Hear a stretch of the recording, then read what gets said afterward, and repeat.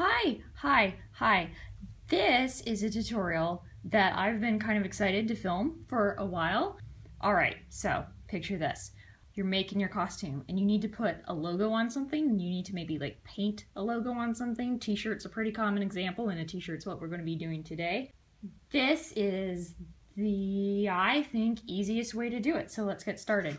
I'm going to start with an image that I'm doing 3 today, that I printed off the internet. It doesn't have to be on white paper. You can see that like I ran out of white, so I'm using yellow. And it doesn't have to be great. Like I'm using this one. This is a cruddy printout, but it's all going to turn out okay. It just has to be the size that you want it.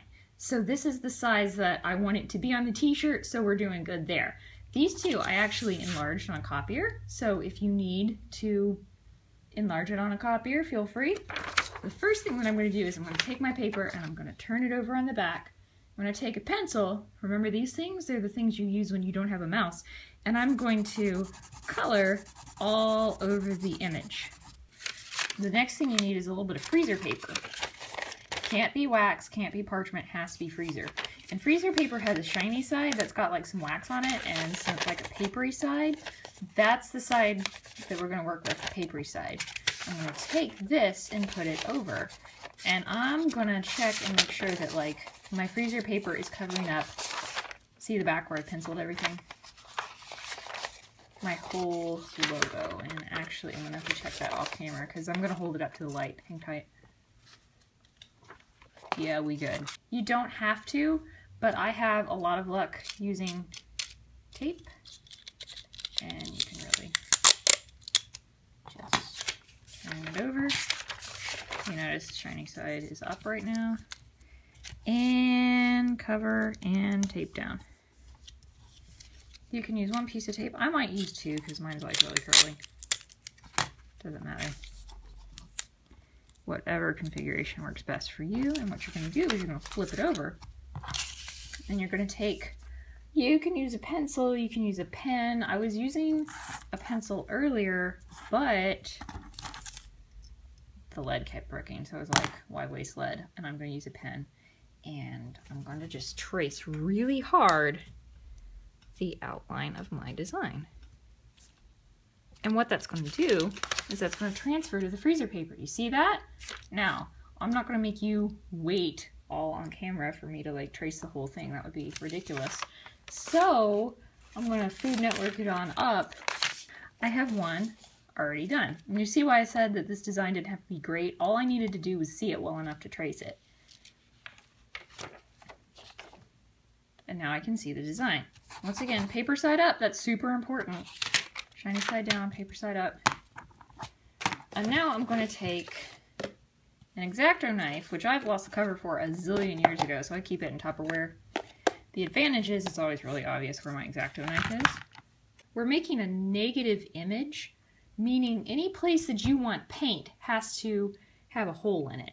Has to be hollow. Has to be a negative image. Go Google that. Just go Google that. Sorry, I had to reposition my camera. Like this is a two-handed job. I'm gonna cut out this. No, I'm not. I'm gonna cut out this mountain right here. By the way, if you're a kid, you're gonna get help with the knife from an adult, right? Yeah, you'd do that. You wouldn't disappoint me. One last little, got it, perfect. Now you can see there's a hole, and that hole is eventually going to help me make a stencil for the paint. I'm not going to cut all of this out on camera because you don't want to watch that, but I can show you another one that I got done earlier. I am just totally Paula-ing today with I got it done. This one has a couple of different parts, so you can see that you can, if you have to, assemble your stencil. That's shiny side up, I want shiny side down. Like, oh my goodness. I mean, you are getting the idea, right? Like so. That's not perfect, but I'm just like showing you right now, so it doesn't matter, right? Let's take your stencil and let's go to the ironing board. All right, we are now in my ironing space. You can see my little mini ironing board has had a few projects done on it. I have My sewing iron is just like a regular one from Walmart, and it has been preheated on the highest setting, which I can do because I'm just doing a t-shirt. And the first thing I'm going to do is I'm going to get this t-shirt off the hanger. I'm just going to give it like a quick press just to get like any kind of funniness out of it. This is an old wooden cutting board that I have, and I kind of put it out of commission when I found out that using wood is nasty. I'm going to take my cutting board and I'm gonna put it sideways actually, because I think the image will work better sideways, probably. Whoop! And then I'm gonna bump my camera.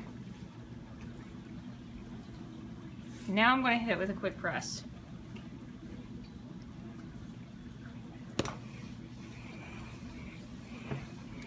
Alright, not looking too bad. I'm gonna just kind of dust it briefly. I just put a crease into it, gonna whack that out.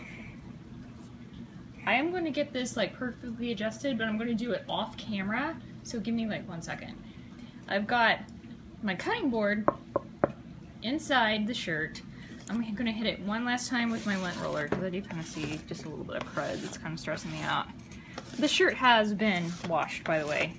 Now that that's done, I can see the middle of my shirt, like it's off camera, but I can kind of tell like where the tag is, and here's pretty much the middle. I can't mark it because I don't want to like get in the way of the paint or the wax or anything.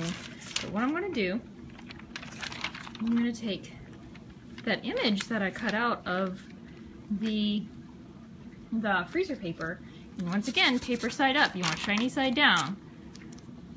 I'm going to line that up as best as humanly possible. And actually what I'm going to do, I can fold the freezer paper, so I'm going to fold that to find the middle, to make absolutely sure I've got the middle going. Yeah. Okay, middle to middle. Looking good so far. And I'm pretty confident that that's straight. And I'm also pretty confident that there is cutting board all under what I've done. So, I like that placement. By the way, you'll notice my image is crooked on the freezer paper, so it may look like I've got it turbo crooked right now, but it's not.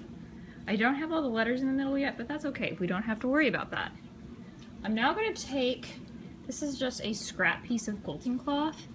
Usually this thing, I just use it to test my serger, obviously, but today it's going to be my pressing cloth, and I'm going to take my turbo hot iron, and I'm going to iron this thing, and I'm going to do it probably about 5 minutes. Like really, truly I am. Notice how I'm trying to cover the whole image. Notice how the iron's crazy hot.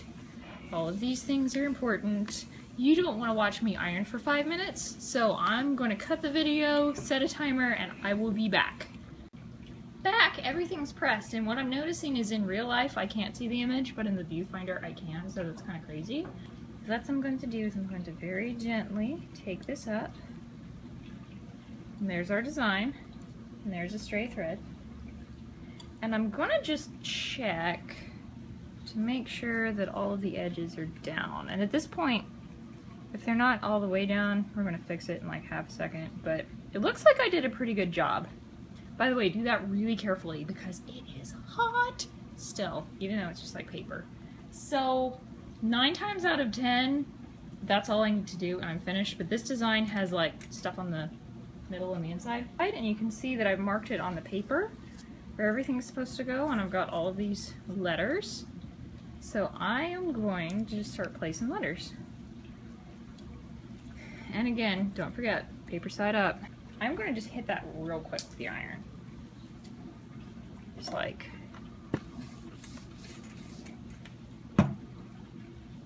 yeah, and you can see like it's curling up, but that's fine for now. We'll fix. Oh, dear God, it's crooked. Can I get that up? Yeah. See, because I didn't iron it like super great. I can just like, whoosh, and it's fine. Okay. These are on, but they're basically only on good enough to where like if the cat ran across the table, everything would go flying. I need to iron this for another 5 minutes. After I iron this for 5 minutes, we have to kind of let the wax set into the cloth. I let this cool down for 10, and 10 minutes is probably overkill, but you know what? I have never ripped one of these up so far without meaning to. Just make sure, like I did earlier, that everything's down and like super, super down, and you can't, there's no little edge or little corner sticking up. Once we get that done and it's set and it's cool, we can go paint. Okay, so now we're getting ready to paint. What you need is a little bit of fabric paint. I'm using white. I like to buy it in big tubes. I prefer for this step foam brushes. Even better is the ones that are like shaped like a cone, but I don't have those. I just have these. It's important that the brush is dry if you want a clean line. Let me show you what I did one time. One time I was making a shirt and my brush was not dry. I'd recently washed it and it was wet. And it's actually a pretty cool effect. Like, this is bleach, the white part is bleach, but here's the logo I did, and then some of the paint kind of bled through. I actually think it's pretty, but if it's not what you want, then use a dry brush. Just figured I'd mention that. And if you can hear, I have a plastic shopping bag in between the layers so that when I put paint down, I don't like paint one side of the shirt and stick it to the other side. You can use wax paper, freezer paper, newspaper, just anything to block the paint. So what I do, I got myself just like a scrap piece of cardstock to paint on. I'm gonna put myself just like a dollop of paint down. Of course, normally I do this off the shirt if I'm on camera, right? I'm gonna take my paintbrush and I'm gonna barely dip in. And then I am gonna make it sure that I am only getting just like some paint, like not very much at all. So I'm gonna dab and dab and dab off. That looks pretty good. Now, I'm gonna put a super light layer of paint down. Like, I should still, well, I need more paint than that, my goodness. I should still be able to see the blue beneath. Layer 1 down and you can see that it's really not very much paint at all. I have absolutely done this in heavier layers. I've absolutely done it in one layer. What I'm worried about is, do you see all this really delicate work? I have also forced the paint up under my stencil, blobbed it all under this, and ruined my work. So I am going in super light layers, and what I'm gonna do is I'm gonna let this sit for maybe 10 or 15 minutes. I'm gonna go do another shirt, and then I'm gonna come back and put more layers on. Layer 2. This layer, I mean, it's not super dry, but it'll work for us. You'll notice when I paint that I'm like going up and down, and I just totally got too much paint right there, so I'm gonna dab it out. But anyway, no brushing, dabbing. All right, after many, many, many coats of paint, here is the final, well, not the final product, because we've got to obviously get this business off. So what you do is you just start peeling very slowly, and feel free to tear it up, because it's not like you're going to use it again, right? And sometimes, like I can tell on that corner, I think it's easier to use an X-Acto knife and just kind of, you're not cutting necessarily, you're just helping the paint tear away from, yeah, just like that. Wow, look at that sharp line. Just as an expansion of this technique, it doesn't necessarily have to be logos. For example, I've got some painter's tape going here, and I'm about to put some stripes on these shorts.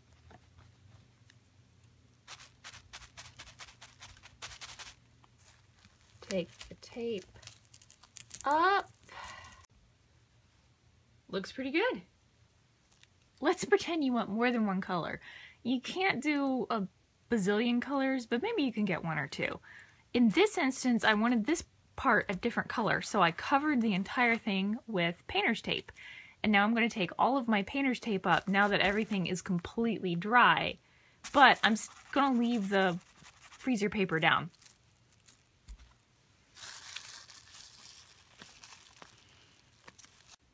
Alright, so I have seriously masked off everything that I want to stay white. See that I had to make myself a new blue part? There, it peeled up under the painter's tape. Anyway, now I'm going to start to put my second color on. All right, everything is dry. Let's start taking some tape up. Very carefully because there's a lot of it. Hey, welcome to my costume closet. Here is the final result. I painted this edge around it all by myself even. But you can see we've got two colors. I spilled a little bit of paint. I could absolutely paint over that, or I could just be like, nobody's gonna look at it that close. But either way, looking good. Thank you so much for watching my tutorial. If you would please hit subscribe and then you can see more from me, and that would be awesome. And I will hear from you next time. See you later. Bye.